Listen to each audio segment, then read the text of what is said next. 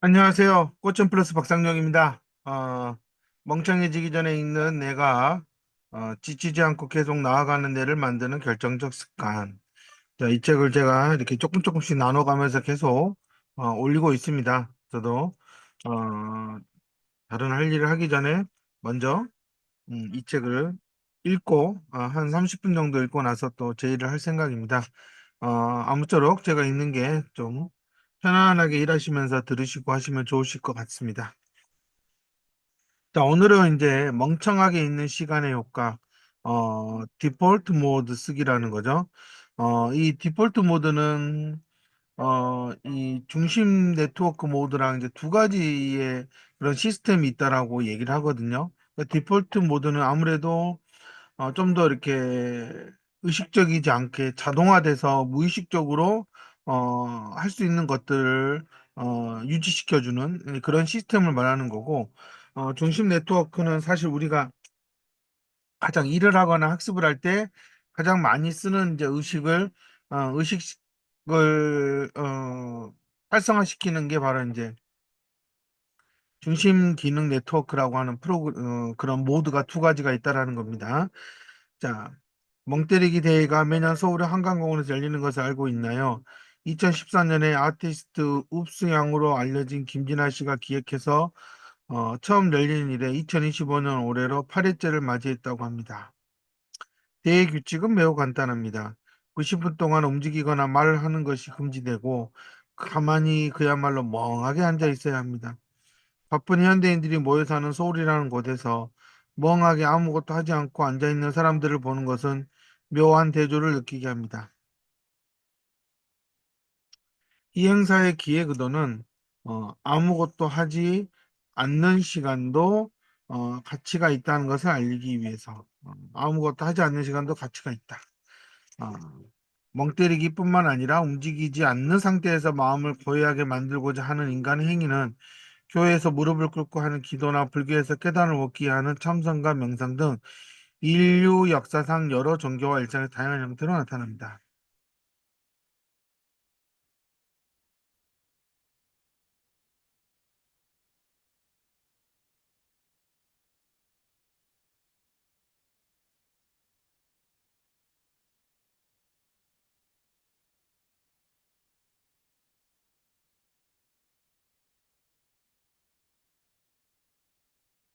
여기서 보면 현대인은 자신에게 주어진 시간을 바쁘게 여러 활동으로 꽉꽉 채우면 유능한 사람으로 인정받는 세상에 살고 있다.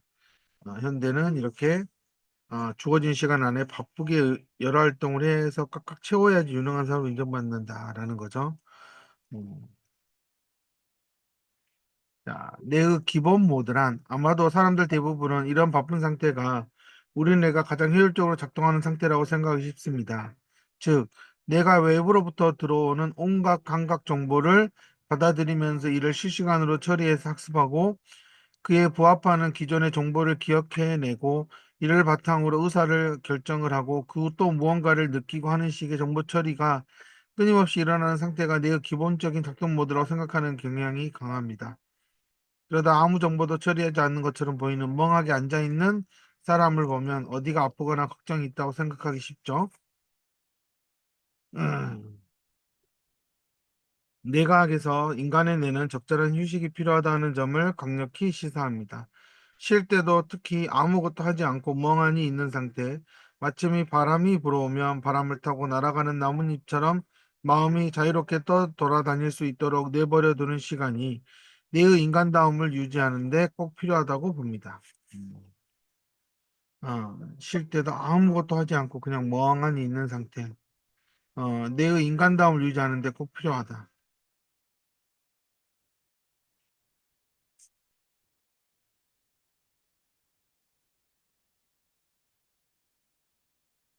여기 이제 그런 아무것도 하지 않고 멍하니 이렇게 멍 때리는 시간을 갖는 거를 디포트 네트워크라고 얘기를 하고 있습니다.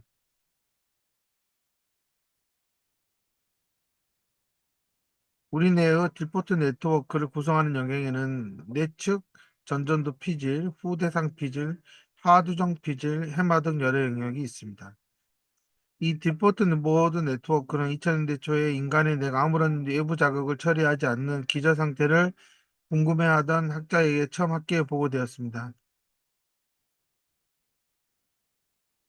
어, 디포트 네트워크는 디포트 네트워크는 사람이 휴식을 취할 때 특히 주변에서 누가 불러도 모를 정도로 넋을 잃고 멍하게 있을 때 활발히 활동하는 것으로 작동하는 것으로 알려져 있습니다.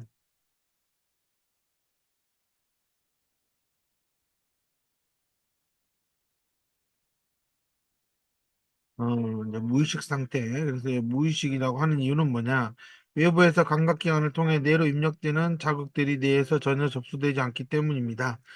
아마 이제 옆에서 이렇게 찔러도 이렇게 반응을 뭐 하지 않거나 불러도 이렇게 반응을 하지 않는 그런 상태를 이제 여기서는 약간 무의식, 외부로부터의 어떤 자극이 전혀 접수되지, 자극으로서 인식이 지각되지 않는다는 얘기를 하는 겁니다. 마치 바람이 불어오면 바람을 타고 날아가는 나뭇잎처럼 마음이 자유롭게 또 돌아낼 수 있도록 내버려두는 시간은 내가 인간다움을 유지하는 데 꼭 필요합니다. 바쁘게 외부 입력에 대한 정보 처리가 일어나는 상태가 아니라 정보 입력을 차단한 상태가 기본 모드. 정보 입력을 차단한 상태. 내의 재정비를 위한 브레이크 타임.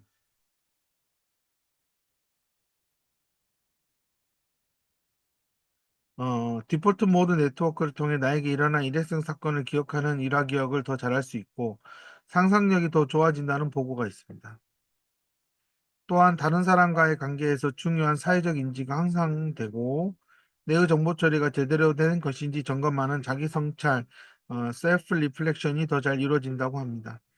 이 밖에도 학습으로 형성된 기억들의 정리와 통합, 그리고 이 시점 이후로 어떻게 행동할 것인지에 대한 시뮬레이션과 계획 등이 더 잘 된다는 보고도 있습니다. 이 사회성이 낮은 아이들 경우 어머님들이 자꾸 아이가 혼자 이렇게 멍 때리는 시간이 있다라고 해서 되게 이제 걱정을 많이 하시는데, 그것도 이런 아이가 내 브레이크 타임을 주는 시간이기 때문에 나쁜 게 아니다라는 것을 아셔야 됩니다. 음,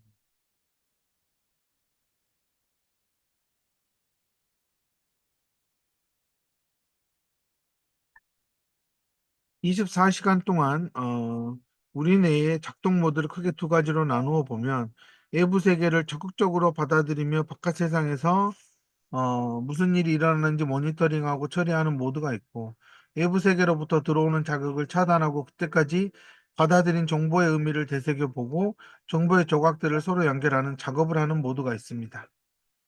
음,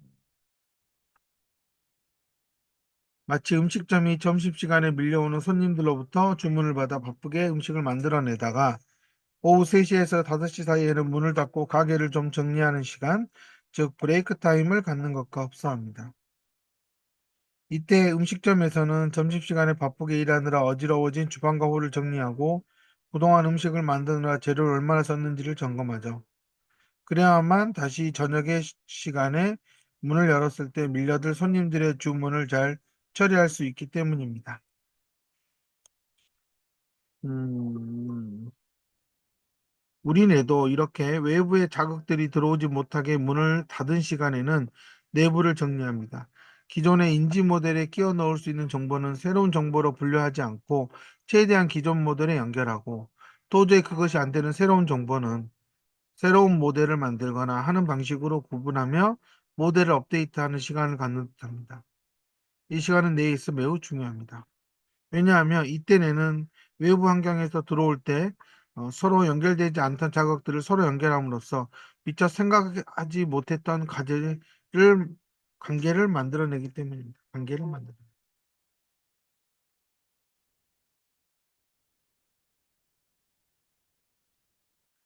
집에서 샤워를 하다가 혹은 회사에서 문서를 스캔하는 단순 노동을 하다가 갑자기 좋은 아이디어가 번뜩 떠오른 경험이 있을 겁니다. 저도 상당히 이런 경우가 많습니다.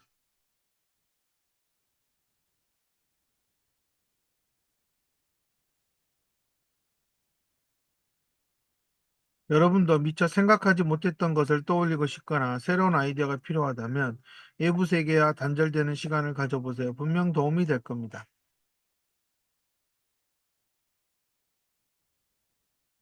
내각 연구에 따르면 멍하니 있는 시간은 이렇게 창의적인 연결을 만들어낼 뿐만 아니라 그때부터 학습한 내용을 분류해서 중요하게 기억해야 할 내용과 그렇지 않은 내용을 추리고 또 중요한 내용은 망각하지 않을 형태의 기억으로 전환하기 위해 일련의 정보 처리를 하는 시간입니다. 멍하게 있는 시간은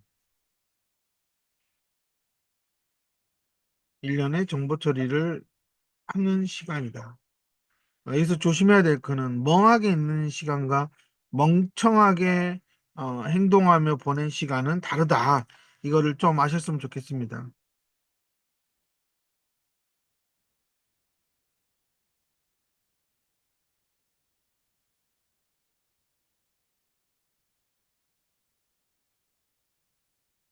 내과학의 학습 연구 분야에서는 학습을 한 뒤에는 주기적으로 쉬어야 학습의 효율이 훨씬 높다고 강조했습니다.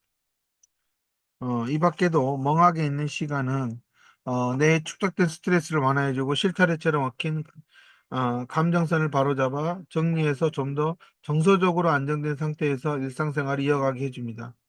또한 집중력 개선에도 효과가 있다는 보고가 있죠. 이렇게 잠시 멍하게 있는 행위는 명상과도 비슷하지만 수련이 필요한 명상과 달리 일상생활에서 가볍게 할 수 있어 마음 챙김으로 마인드풀니스, 온전히 마음으로 충만함을 느끼는 거죠. 꼭 가만히 있어야 하는 것은 아니다.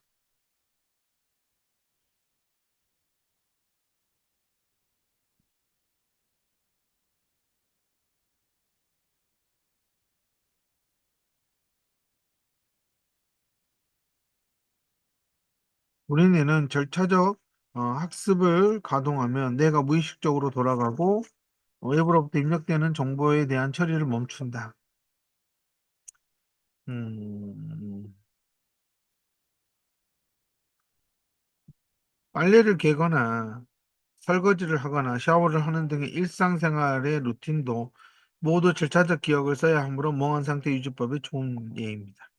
그러니까 요즘 방학 기간 정말 아이들 집에서 그냥 가만히 앉아서 스케줄 짜주고 공부하라 하지 마시고 빨래를 개고 설거지를 시키고 하는 그런 행위도 분명히 필요하다.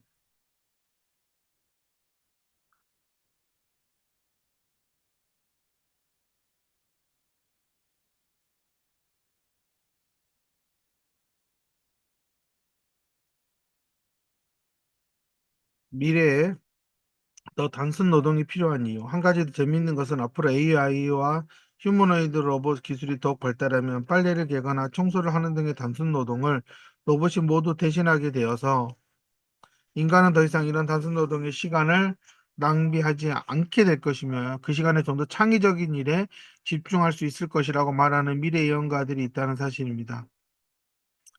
뇌과학자로서 저는 이런 예측은 빗나갈 것이라고 봅니다.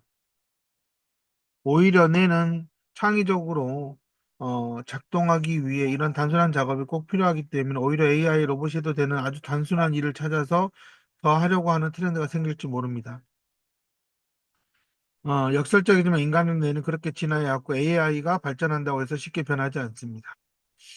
저도 이런 점에서 단순한 작업이 사실 제가 어, 최근에 만든 링스와 VTS 365가 정말 단순한 작업의 형태지만 상당히 아이의 뇌 발달에는 도움이 많이 된다라는 얘기를 하는 거죠.